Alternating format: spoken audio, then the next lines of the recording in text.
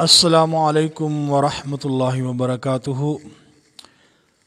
ناظرین، ہم اہل سنت والجماعت الحمدللہ حضرت ابوبکر صدیق رضی اللہ تعالی عنہ کو خلیفہ بلا فصل تسلیم کرتے ہیں الحمدللہ، اور دل و جان سے حضرت ابوبکر صدیق رضی اللہ تعالی عنہ کی عزت اور احترام کرتے ہیں، اور حضرت علی رضی اللہ تعالی عنہ کو ہم حضور علیہ السلام کا چوتھا خلیفہ تسلیم کرتے ہیں، اور حضرت علی رضی اللہ تعالی عنہ کا مقام اور مرتبہ اور ان کی فضیلت کا ہم احترام کرتے ہیں۔ حضور علیہ السلام حضرت ابوبکر صدیق رضی اللہ تعالی عنہ کے داماد ہیں۔ سسر کی کیا اہمیت ہے ہمارے نزدیک، اور حضرت علی رضی اللہ تعالی عنہ حضور علیہ السلام کے داماد ہیں۔ حضور علیہ السلام حضرت ابوبکر کے داماد ہیں، اور حضرت علی رضی اللہ تعالی عنہ یہ حضور علیہ السلام کے داماد ہیں۔ تو سسر ہمارے معاشرے میں بمنزلہ باپ کے ہوتا ہے، حقیقی نہیں، بمنزلہ باپ کے، یعنی جو احترام اور عزت اور مقام باپ کا ہوتا ہے وہی ہم مقام، عزت اور مرتبہ سسر کو بھی دیتے ہیں، اور ہمارے معاشرے میں سسر کو باپ یا ابو بھی کہا جاتا ہے،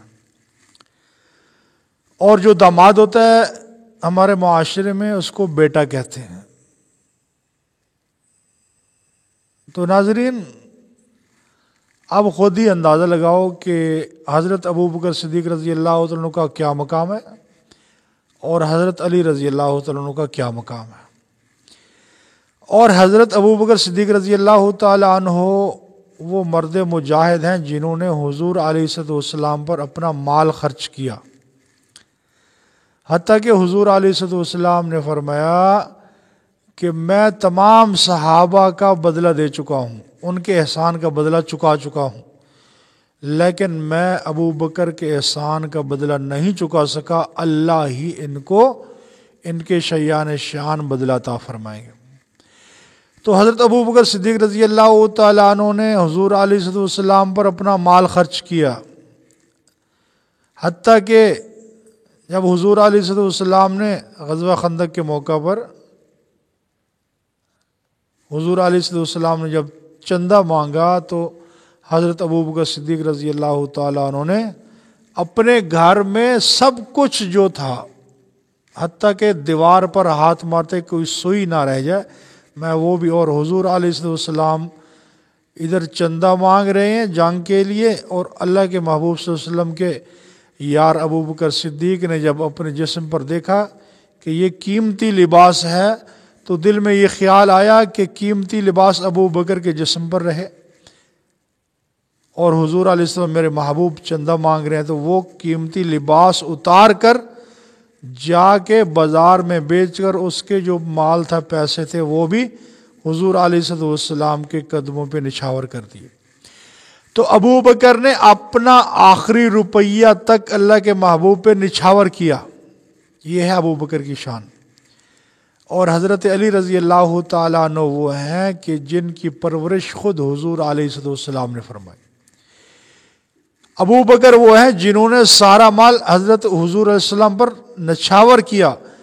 اور حضرت علی وہ ہیں جن پر اللہ کے محبوب نے اپنا مال لگایا، اپنا مال خرچ کر کے ان کی پرورش کی، تربیت کی۔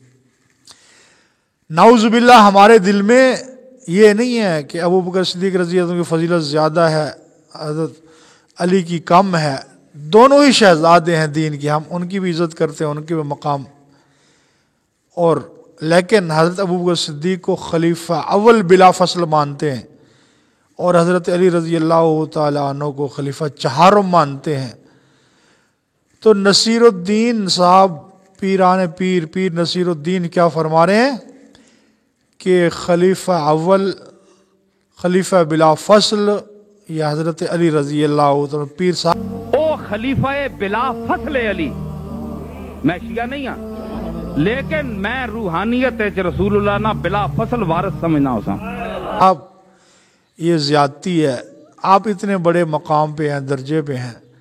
تو یہ زیادتی ہے. آپ مہربانی کریں، آپ اپنا موقف تبدیل کریں، اللہ آپ کو جزائے خیر عطا فرمائے. تو ہمارا عقیدہ اہل سنت والجماعت کا کیا ہے کہ خلیفہ بلا فصل